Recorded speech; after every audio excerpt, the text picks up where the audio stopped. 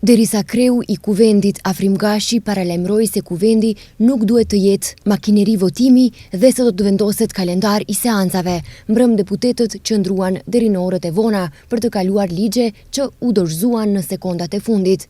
Meqense ligjet e propozuara duhet të shqyrtohen së paku 5 orë pas dorëzimit, kuvendi vendosi që seancën e 79 ta vazhdojnë në mbrëmje. I pari kuvendit Gashi, pak ditë më parë, theksoi se mungon mirëkuptimi ndër-institucional dhe gjithnjë institucionet kërkojnë sjellje të shpejta të ligjeve, por në fakt më shumë se gjysma e propozim ligjeve që dorëzohen në kuvend vijnë nga grupet parlamentare e jo nga institucionet e pushtetit qendror. Vetëm dje në seancën e 79 në rend dite u shtuan 4 propozim ligje që nuk ishin në plan, e kjo madje u bë nga vetë deputetët e shumicës parlamentare.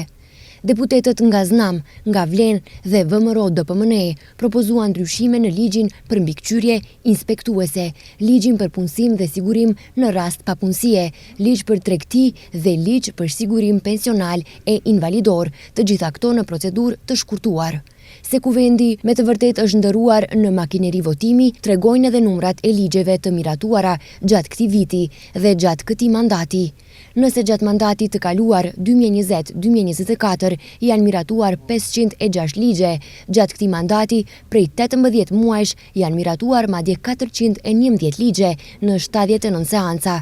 Siç ka njoftuar kreu i kuvendit Afrim Gashi, kjo përbërje vetëm në vitin 2025 ka mbajtur 53 seanca plenare dhe ka miratuar 227 ligje.